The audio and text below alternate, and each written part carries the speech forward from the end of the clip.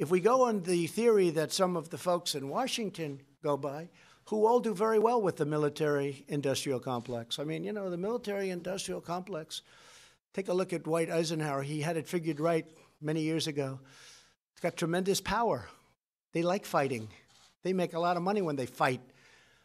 But it was time to bring our soldiers back home. So I see, and I will tell you, the hardest thing I have to do, by far, much harder than the witch hunt, is signing letters to parents of soldiers that have been killed. And it's not only that, in areas where there's not a lot of upside, if there's any upside at all, and in many cases there's only downside. And especially when that soldier was killed in a blue-on-green attack. You know what that is, right? That's where a soldier being trained or whatever turns his gun on an American soldier. Here, son, take your gun. You know how to use it. And he takes the gun and he turns it and he shoots one. We have many of them in Afghanistan, in particular in Afghanistan.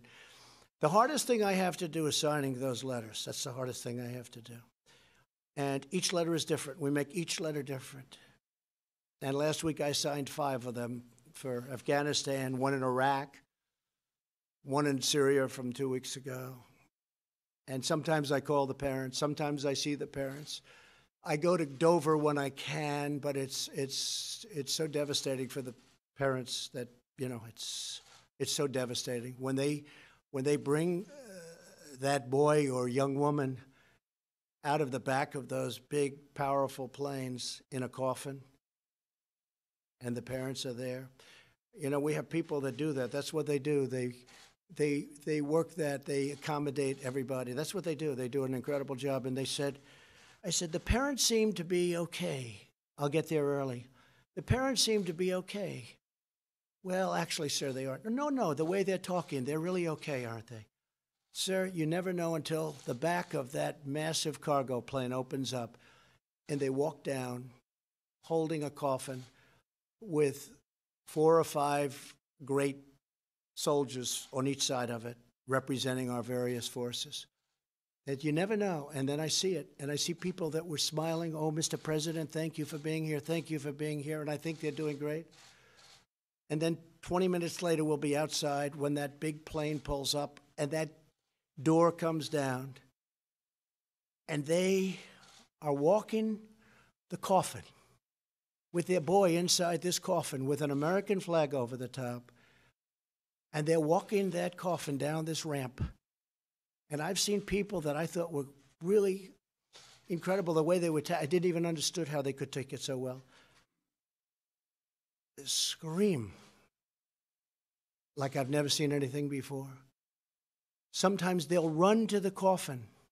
They'll break through military barriers. They'll run to the coffin and jump on top of the coffin.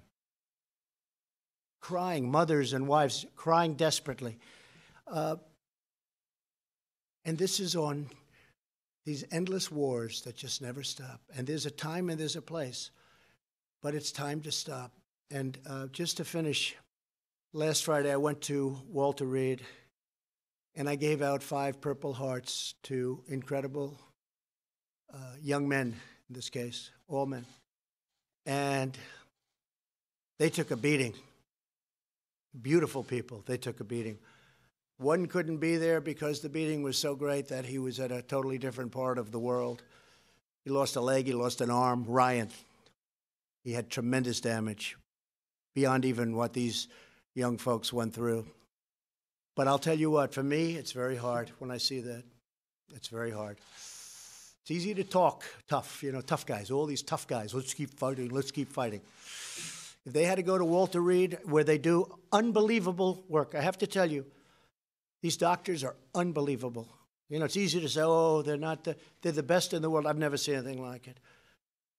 One young man last week had his nose rebuilt. And they said it was in 1,000 pieces. And I said, so where were you hurt? He said, my face, sir, was almost obliterated. I said, you have a better face than I do. He said, sir, I had a doctor who was unbelievable. And they put it together. He said 1,000 fragments. Now, I don't know if that's even possible, but 1,000 fragments. and they put it together. And his father, who was crying, came up to me and said, you're not going to believe this, but my son didn't have a great-looking nose, and now his nose is better. Okay, it's an amazing thing. But when you see these at the Purple Hearts, you see this kind of thing, and I see a lot of it at Walter Reed. And again, the job those doctors and the people do at Walter Reed, it's something to be commended. Thank you all very much. Thank you.